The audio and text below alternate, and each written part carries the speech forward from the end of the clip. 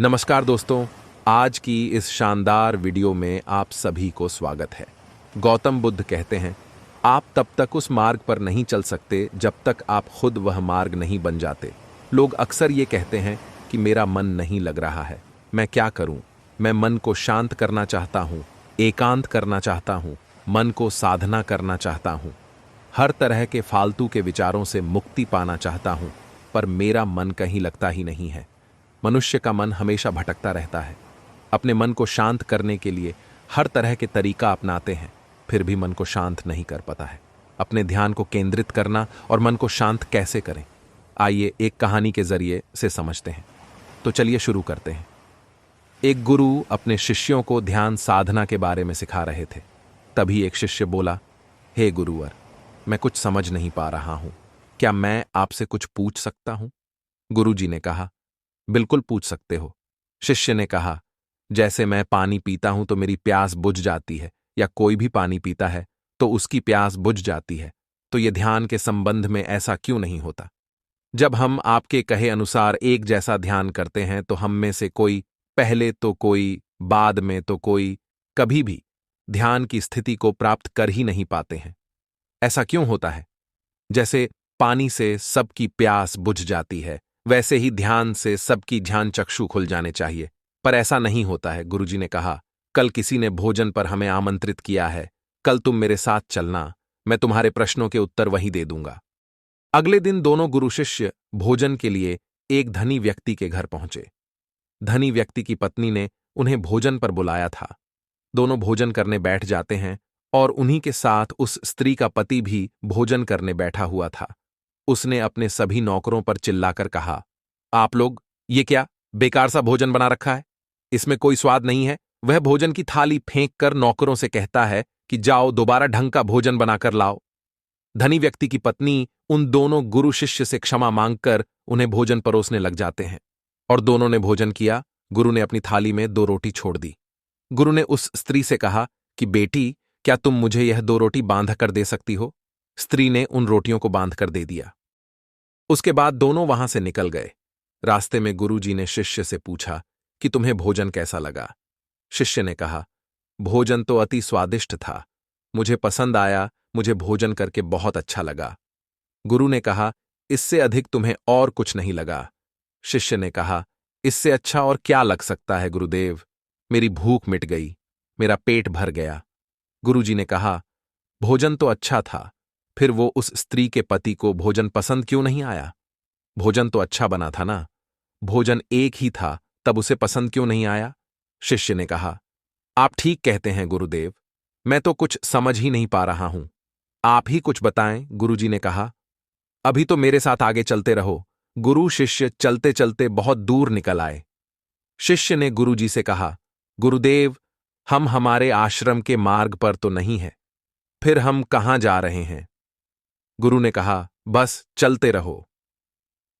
बहुत दूर चलने के बाद एक फटेहाल व्यक्ति गुरुजी के सामने आ गया और उनके चरणों में गिर गया और बोला, हे परमात्मा, मेरी मदद करो, मैं 3 दिन से भूखा हूं, मैंने कुछ भी नहीं खाया है, आप कृपया कर मुझे कुछ खाने को दें। गुरुजी ने उस व्यक्ति को एक पेड़ के नीचे बिठाया और उन 2 रोटियों को निकाल कर दिया जो उस महिला ने उन्हें बांध के दी थीं।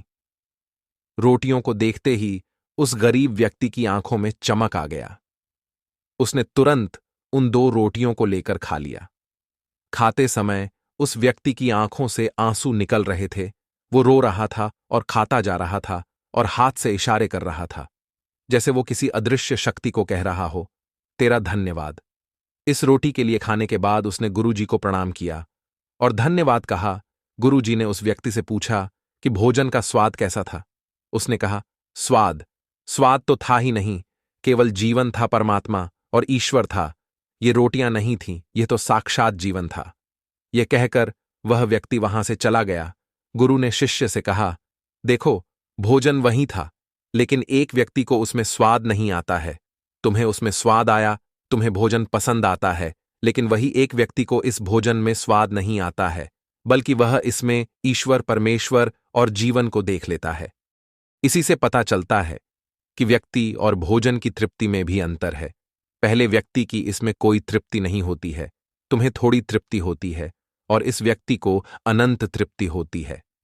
ऐसा ही ध्यान के संबंध में होता है, जिसको जितनी ज्यादा प्यास होती है वो उतनी ही जल्दी मार्ग बना लेता है। उस शिष्य की जिज्ञासा का समाधान हो गया था। उसके प्रश्नों का उत्तर उसे मिल गया था, लेकिन प्रश्न का उत्तर अभी हमारे नहीं मिला है। प्रश्न था, मन क्यों नहीं लगता है? दोस्तों, जो लग जाए वह मन नहीं है, मन का स्वभाव ही है भावना।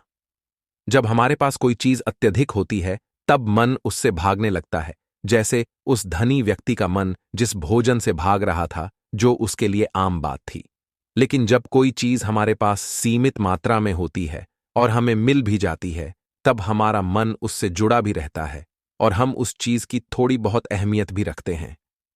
जैसे उस शिष्य का मन जो उस भोजन से थोड़ा बहुत जुड़ा हुआ था, तो उसने उस भोजन के स्वाद को भी जाना। लेकिन जब हमें कोई चीज चाहिए होती है और वह हमारे पास नहीं होती, तो पहले हमारा मन उस चीज के लिए बहुत लालायित रहता है। वह हर हाल में उसे पा लेना चाहता है। लेकिन जब कोई चीज प्राणों से जुड़ी हो, जैसे कि वह 2 रोटी, और जब बात प्राणों पर आ जाए, तब मन गायब हो जाता है। तब आप स्वाद नहीं देखते, भोजन का प्रकार नहीं देखते हैं। तब आपको सिर्फ भोजन चाहिए होता है। तब आप एकाग्र हो जाते हैं भोजन के लिए। जो मिले उसी में आपको आनंद आ जाता है। स्वाद हो या ना, आपके प्राण अंदर तक उसे स्वीकार कर लेते हैं। और यह तब होता है जब मन नहीं होता। हम हमारे मन को लगाने की बहुत कोशिश करते हैं। कुछ पढ़ाई में लगाने की कोशिश करते हैं, तो कुछ अपने काम में लगाने की कोशिश करते हैं। लेकिन आपने देखा होगा कि मन कहीं नहीं लगता, और यह लग भी नहीं सकता, क्योंकि इसका का किसी चीज में लगना है ही नहीं, बल्कि इसका काम है आपको भगाना। इधर से उधर एक चीज आपको मिली तो दूसरी चीज पर ले जाना, दूसरी चीज आपको मिली तो तीसरी चीज पर ले जाना। मन संतुष्टि को नहीं जानता, वह केवल पाना जानता है। पाने के बाद भूल जाना जानता है। जो मिल गया उसे छोड़ देने की आदत होती है, जो छूट गया उसे फिर से पा लेने की आदत मन की होती है। अपनी जिंदगी के पिछले हिस्से को देखें और जानें कि क्या आपका मन कहीं लगा है, कहीं रुका है। जब वह केवल आपको अभी तक भगा रहा है, अब सवाल आता है कि अगर मन का काम भागना या फिर भगाना ही है, तो क्या जिंदगी भर हम भागते ही रहेंगे? क्या हम कहीं रुकेंगे नहीं? ध्यान से देखो तो जिंदगी ऐसी ही है। जन्म से लेकर मृत्यु तक इंसान भागता ही रहता है, कभी किसी चीज के पीछे तो कभी किसी दूसरी चीज के पीछे। लेकिन फिर भी कुछ इंसान अपवाद हो जाते हैं, फिर वह रुक जाते हैं, भागना बंद कर देते हैं, तब चीजें उनके पीछे भागती है, वह किसी चीज के पीछे नहीं भागते। इसका सबसे बड़ा उदाहरण स्वयं गौतम बुद्ध। हम आम लोग कैसे अपने जीवन में ठहराव ला सकते हैं, कैसे हम अपने जीवन में एकाग्रता ला सकते हैं, कैसे हम अपने जीवन में अपने मन को अपने आप नियंत्रित करने से रोक सकते हैं। और इसका एक ही रास्ता है, वह ध्यान। ध्यान व्यवस्था लाता है, मन भागता है। ध्यान ठहरा बुलाता है, लालच देता है। ध्यान लालच को देखने की दृष्टि देता है। मन कहता है दूसरी चीज को पकड़ लो। ध्यान कहता ही जो जो मिला है उसे जान ले। ध्यान एकाग्रता लाता है, लेकिन ध्यान को लेकर भी हम भ्रमित रहते हैं। ध्यान का मतलब आंखें बंद कर बैठ जाने को ही समझ लेते हैं।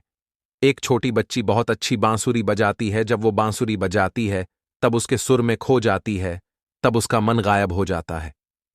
उसके प्राण केवल उस बांसुरी की धुन में ही रम जाते हैं और यही उसका ध्यान बन जाता है। लेकिन ऐसा इसलिए होता है क्योंकि इस लड़की को उस बांसुरी में रस आता है, आनंद आता है। यही उसकी प्रकृति है, वो वही कर रही है जो वो हो सकती है। एक अध्यापक है, जब वो अपने छात्रों को पढ़ाता है तो उसमें खो जाता है।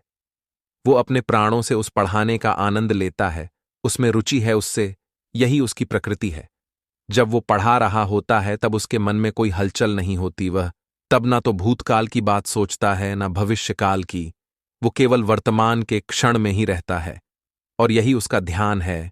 व्यक्ति जो है, अगर वो वही होने लगे तो उसमें स्वतः से ही ध्यान घटित होने लगता है, वो एकाग्र होने लगता है। लेकिन जब व्यक्ति कुछ होने की कोशिश करता है तो उसका मन हावी होने लगता है, एकाग्रता टूट जाती है और तब हम भागते रहते हैं, सब कुछ पा लेते हैं, तब भी सोचते हैं कि कुछ रह गया है। और ये अधूरापन कभी पूरा नहीं होता है, क्योंकि जो आप हो सकते थे, जो आपकी प्रकृति थी, वो आप नहीं हुए, बाकी सब कुछ हो गए, ऐसे ही आप हमेशा अधूरे रह जाते हैं। तब मन कहीं नहीं लगता है। मन की प्रकृति ही लगने की नहीं है।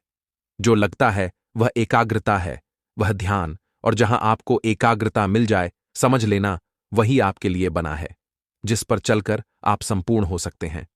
दोस्तों, इस कहानी से हमें यह सीख मिलती है कि मन को शांत करने के लिए हमें वर्तमान क्षण पर ध्यान देना चाहिए।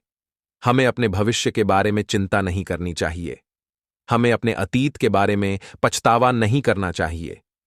हमें बस वर्तमान क्षण में रहना चाहिए और भगवान शिव पर विश्वास करना चाहिए। योग और ध्यान मन को शांत करने और तनाव को कम करने के प्रभावी तरीके हैं। प्रकृति के बीच समय बिताना और सकारात्मक लोगों के साथ समय बिताना आपके मन को सकारात्मक बनाता है।